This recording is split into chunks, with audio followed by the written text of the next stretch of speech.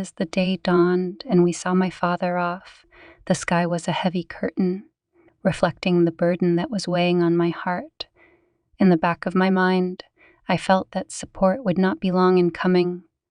Quentin and his loved ones would surely arrive. Waiting in the cold pews of the church was in sharp contrast to the anticipation of their warm, friendly smiles that were soon to break the silence of the chapel. "Pamela, can't you see them?" Stella, my sister-in-law, asked quietly. Her voice, barely audible, weaved its way into my thoughts.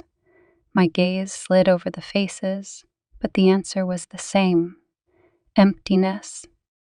"They seem indifferent to this moment," I admitted to myself, but I didn't let the thought cloud the significance of what was happening. As the priest began his speech, every empty space left for Quentin and his family seemed to scream their absence. The words turned into a mournful melody where my husband's silence sounded the loudest. "Don't they realize what this means to you?" Stella's voice held not just concern, but outrage. "Your own husband is ignoring saying goodbye to your father." They spoke of blood ties as an excuse for their absence, but I stood firm, answering with dignity and confidence. With each moment of service, I kept my composure, even as my emotions boiled inside me. The alienation of Quentin and his family had exposed deep fissures in our relationship that we could no longer ignore. Words of comfort from the mourners after the ceremony were only a weak balm to the wound of the lack of family support under the gray skies of the cemetery. After the service, I couldn't bear to ask Quentin where he had been, unable to hide my disappointment. He came over, his face like an enigma, and his shoulders lifted in a carefree gesture. "It was a family affair," was his cold reply. My voice shook with a mixture of grief and anger. "Aren't we family? Wasn't my father like a father to you?" Quentin's answer was like a punch. "We're not blood, Pamela. It's not the same." Stella, always the more determined one, intervened with fire in her eyes. "You were more than family to him, and this is how he thanked you." Her words, piercing and chilling, revealed to me a depth of truth I didn't want to face. As the mourners dispersed, leaving me in a void that echoed their emotionless words, "We are not blood relatives," it was a revelation that illuminated us both, inflicting a deep. This discovery was the beginning of a journey of retribution and self-discovery. In those days after the funeral, Stella and I found ourselves healing more than just the wounds of losing our father. The cruel absence of Quentin and his family had sown seeds of resentment and betrayal in our heart. One evening, bitterly sipping our coffee, we decided it was time for retribution. Stella set the cup on the table loudly, and her eyes reflected deep disappointment. "Pamela, we can't let them get away with this." The idea of revenge hung in the air, appealing and terrifying at the same time. "But how?" I whispered, as if afraid to break the silence. "We'll hit them where it hurts the most," Stella said, her gaze full of determination. "They will feel the pain of absence." Our plan unfolded like a covert operation. The first step was a silent protest. We decided not to attend the funeral in Quentin's family. When news of Quentin's aunt's death reached us, we remained adamant. Our supposed participation in their grief was firmly rejected. Our pain was met only with grave silence.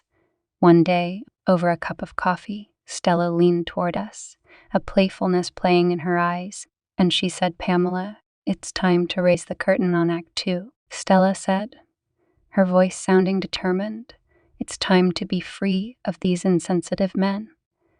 The second act of our plan included divorces, which were to be a loud ringing bell for our husbands, awakening them from their indifference to our pain. As we composed our letters, we intertwined the sadness of liberation with the bitterness of separation.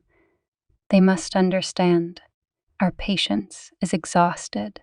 I said, imbuing each word with determination. Stella's pen danced on the paper, leaving traces of our decisions that were to echo our departure. These letters were both a farewell and a declaration of independence, forged in the silence of our shared suffering. Sealing the envelopes, Stella smiled at me. It was a smile of solidarity and new hope.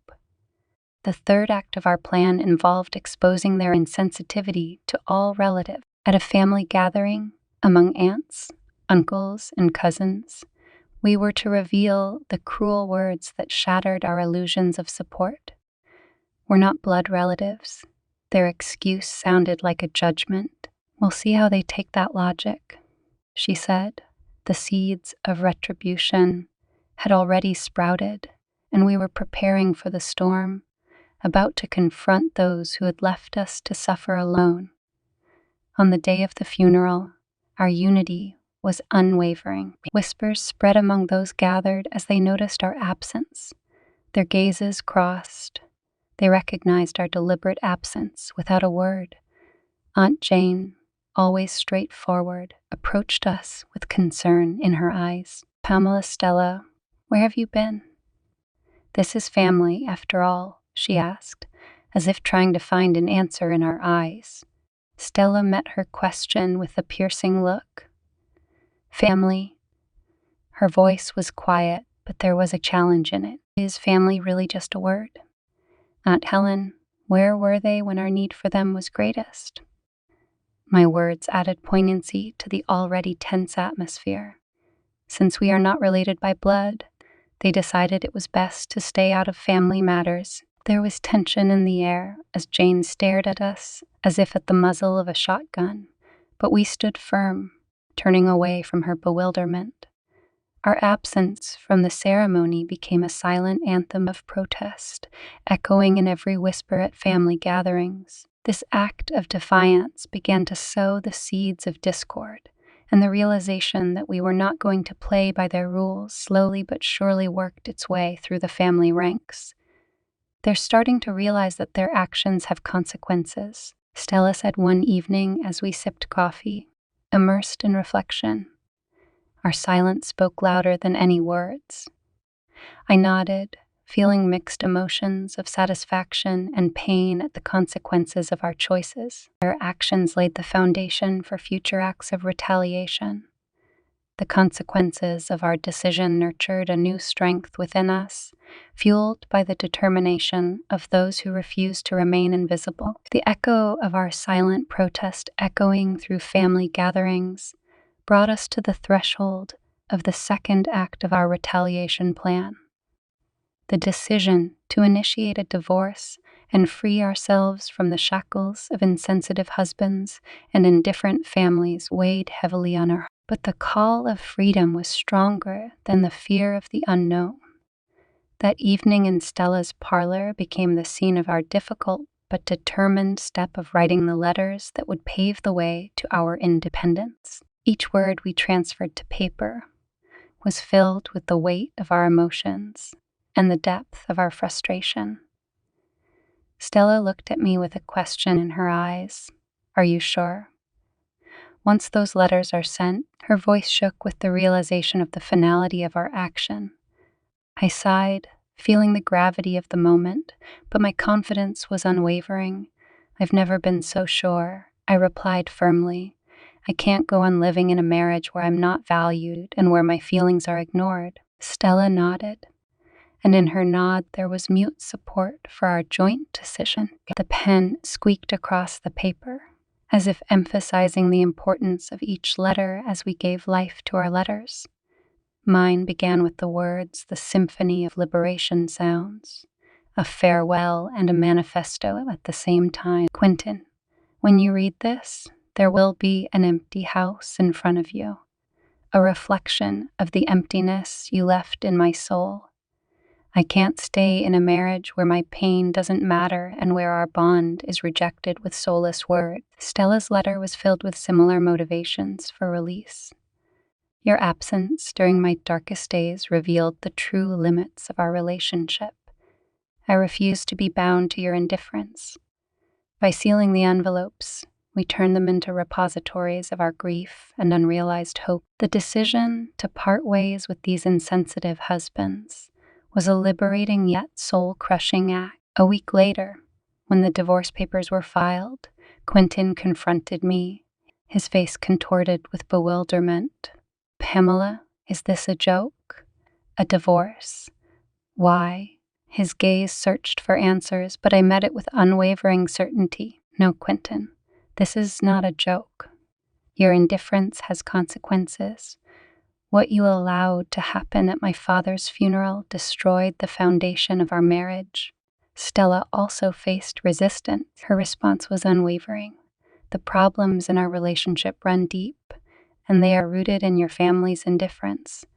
I can't be in a marriage where my pain is ignored and our unity is not valued." Our letters of divorce became more than a mere formality.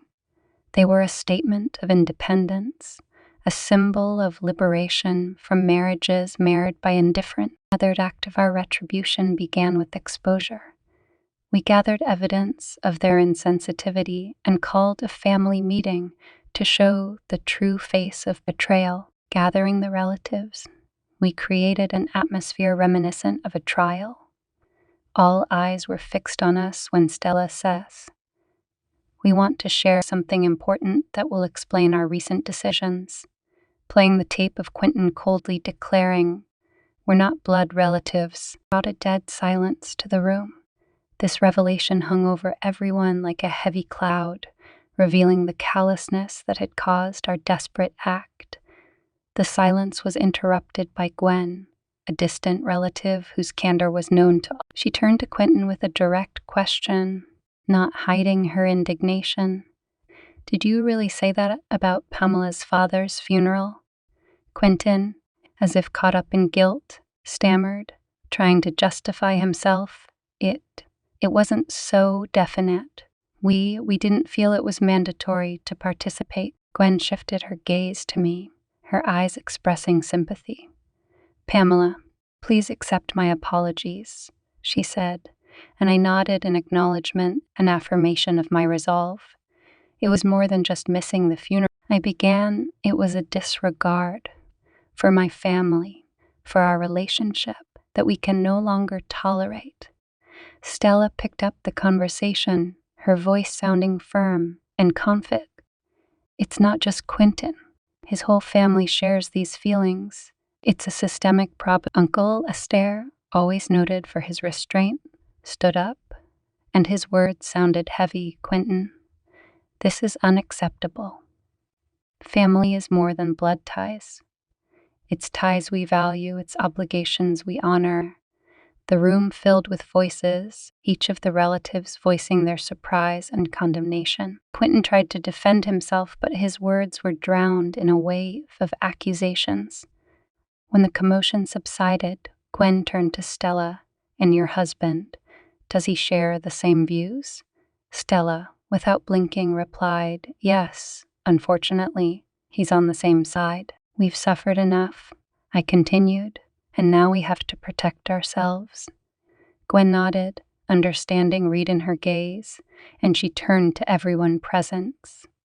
"There is clearly a deeper problem here, and it needs our attention. Family needs to support, not push away." The repercussions of exposing indifference were felt by all, and that feeling hung in the air as Stella and I left the meeting. "We did it," Stella said quietly, stepping beside me. Her whisper was full of relief and newfound hope. The truth had to be spoken. Our silence only fueled inaction. After all that had happened, the atmosphere in the family changed.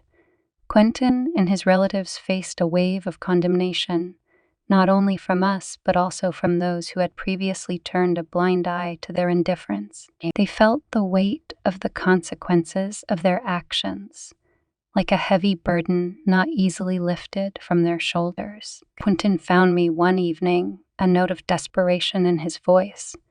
"Pamela, can we talk? Maybe we have a chance to fix something." But my answer was adamant. "The time for talking is gone. Your indifference has left too deep a mark, and we can't go on like this." The revelation of Quentin and his family's indifference exposed the weaknesses in our relationship, and it led to a decisive act of revenge, breaking up the marriage and starting a new life. The divorce process had gone unexpectedly smoothly, as if fate itself had facilitated our release. Stella and I stood at a crossroads, facing decisions that would change our future forever.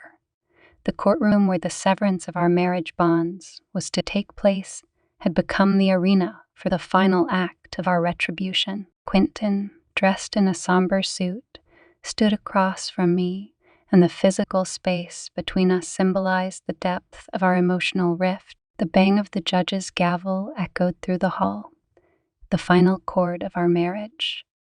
I felt a strange intermingling of freedom and sadness that marked the end of a chapter of my life that had been full of both joy and heartache. After the trial, Quentin approached me, his eyes full of confusion and pleading. "Pamela, can't we rethink what happened?" His words hung in the air, but I met his gaze with a determination that left no room for doubt. "Quentin, this is the result of your actions," I said, the words tumbling out of me like a sentence. "Our marriage didn't survive because of your indifference and coldness. It's time to move on." Stella also faced me with one last word before the separation. "Are you sure you want to do this? Maybe there's still something we can fix." Her ex anxiously asked her, but she was adamant. "The problems run deep. They are not limited to just us. Your family's indifference played a part too. Now I need to move forward, and so do you." Divorce became not just a legal act, but a symbol of the end of our marriage imbued with coldness and alienation. In this crisis, something unexpected was born between Stella and me, a strong bond strengthened by shared trials and a desire for liberation. In the quiet moments after the storm of divorce, our friendship grew even stronger. We found comfort in each other's company, sharing stories of our suffering, our newfound freedom, and the uncharted but promising roads that now lay before us. What began as a community in grief turned into a lasting friendship that blossomed into one of mutual understanding and support. Sitting with a mug of coffee in Stella's cozy living room, we reflected on the whirlwinds of fate that had brought us here. Stella's eyes reflected a new determination. "Pamela, who would have thought our struggles would lead us to such deliverance?" I smiled back, feeling the warm bitterness of the coffee. We needed to break free not only from the shackles of our marriages, but also from the indifference that held us back. As we explored the intricacies of our new singleness, Stella and I made a quiet vow to become creators of our own happiness. Divorce, though painful, opened the door to self-discovery and newfound freedom. Over lunch, Stella winked at me and said with a smile, "The life after divorce has its advantages. Now we can choose where we want to go on our own." I smiled back. "That's right, Stella. Let's use this freedom to build the life we've always dreamed of." This motto became our compass on the road to happiness and freedom we found after our divorce. We drew strength from each other, and our bond was stronger than ever as we navigated the unknowns of the future. One more morning, as we enjoyed a late breakfast, Stella brought it up again, a light playing in her eyes. "Isn't it true, Pamela, that something magical begins after divorce? We are free to decide how we want to live our lives. Let's embrace that freedom and build on the dreams we once put aside. Here's to new beginnings and boundless possibilities." I raised my glass. May the echoes of the past fade and the promise of a new chapter unfold before us. We looked at the blank canvas of our future, ready for us to paint on it the colors of perseverance, self-awareness, and the indomitable joy of life.